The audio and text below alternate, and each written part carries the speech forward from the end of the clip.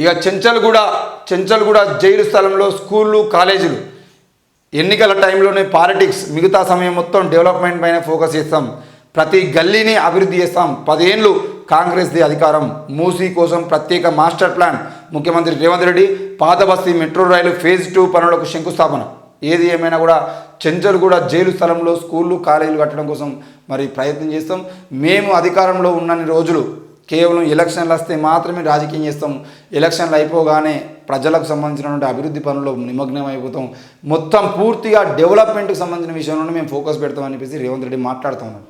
మరి నేనేమంటున్నా అంటే ఈరోజు ఓట్ల కోసమే కాదు, మీరు పెండింగ్లో ఉన్నటువంటి గురుకులాల బిల్డింగ్లు ఏవైతున్నాయో ఆ గురుకులాల బిల్డింగ్లు మొత్తాన్ని కట్టేటువంటి ప్రయత్నం చేయండి. ఈరోజు అన్ని ప్రభుత్వ పాఠశాలలకు పునర్వైభవం తీసుకొచ్చేటువంటి ప్రయత్నం చేయండి. ఈరోజు మీరు కాంగ్రెస్ పార్టీలో చేర్చుకున్న తీర్మానం మల్లన్న లాంటి నాయకులు కానీ, మీకు ఫేవర్గా ఉన్నటువంటి ఆకునూరు మురళి లాంటి వాళ్ళని కానీ తీసుకొని విద్యాశాఖ చైర్మన్గా చేస్తారా, మీరు ఏం చేస్తారో చూసుకొని ఎట్టి పరిస్థితుల్లో తెలంగాణలో నాణ్యమైన విద్య ప్రతి విద్యార్థికి అందే విధంగా. ఎందుకనంటే కార్పొరేట్ విద్యను చదువుకున్నటువంటి పరిస్థితుల్లో ఈరోజు పేద పిల్లలు లేరు, బీసీ బిడ్డలు కానీ, ఎస్సీ బిడ్డలు కానీ, ఎస్సీ బిడ్డలు కానీ, వీళ్ళెవ్వరూ కూడా ఈరోజు కార్పొరేట్ విద్యను అందుకున్న పరిస్థితి లేదు. కాబట్టి తప్పకుండా కాంగ్రెస్ ప్రభుత్వం ప్రతి విద్యార్థికి నాణ్యమైన విద్య అందే విధంగా అవసరమైతే అన్ని ప్రభుత్వ పాఠశాలను తిరిగి పునర్వైభవం తీసుకొచ్చేటువంటి ప్రయత్నం కూడా చేయాలని చెప్పేసి కోరుతా ఉన్నాం. మరి ఈరోజు పాత బస్తీలో ఉన్నటువంటి చెంచల్గూడ జైలును అక్కడి నుంచి తరలించి ఆ ప్రాంతంలో స్కూళ్ళు కాలేజీలు నిర్మిస్తామని సీఎం రేవంత్ రెడ్డి ప్రకటించారు.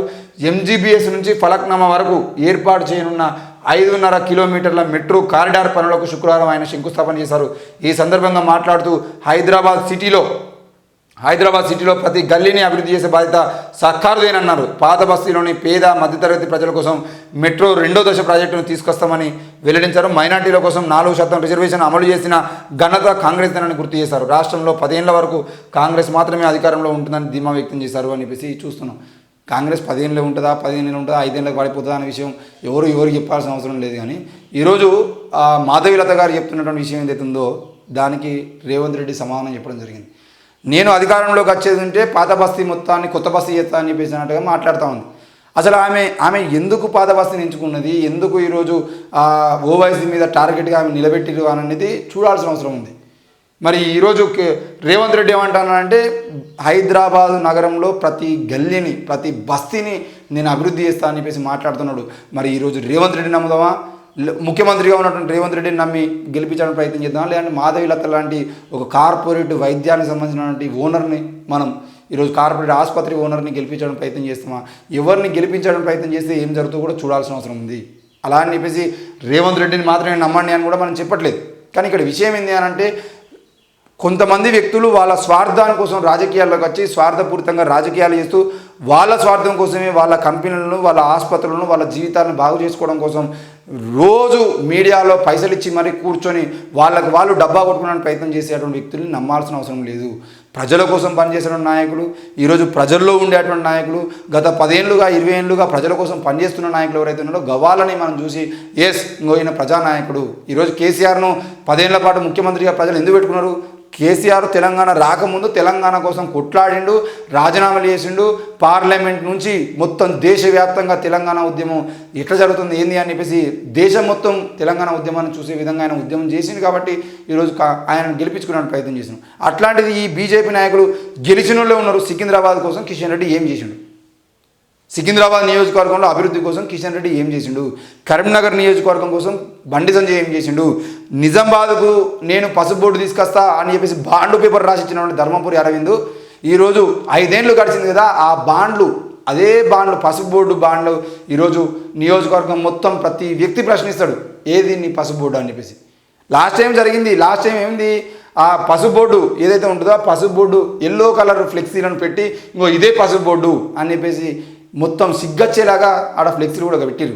మరి ఇప్పుడు ఏం చేస్తారు?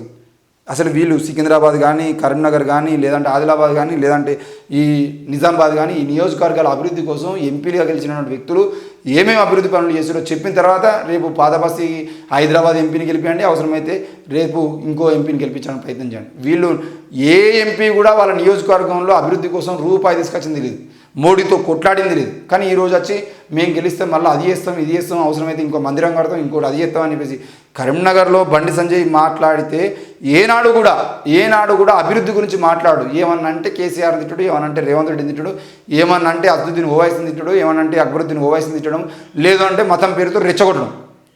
కానీ నేను ఎంపీగా గెలిస్తే ఇంకో విద్య కోసం ఇది చేస్తా, నేను ఎంపీగా గెలిస్తే వైద్యం కోసం ఇది చేస్తా, నేను ఎంపీగా గెలిస్తే సామాజిక సేవ కోసం ఇది చేస్తా, నేను ఎంపీగా గెలిస్తే కరీంనగర్లో ఈ అభివృద్ధులు చేస్తా. ఈ విషయం ఆ బండి సంజయ్ నోట్లోకి వెళ్ళి ఈనాడు రాదు. ఒక బ్రిడ్జి వాళ్ళు బీఆర్ఎస్ నాయకులు బ్రిడ్జి కట్టిరు, ఆ బ్రిడ్జికి అక్కడక్కడ తార్ రోడ్డు వేస్తే తార్ రోడ్డు పోతుందని చెప్పేసి దాని మీద ఇది ఫెయిల్ అని మాట్లాడి, మరి అట్లాంటి బ్రిడ్జి నువ్వు కేంద్రం రోడ్డు తీసుకొచ్చి ఇంకో దగ్గర కట్టచ్చు కదా.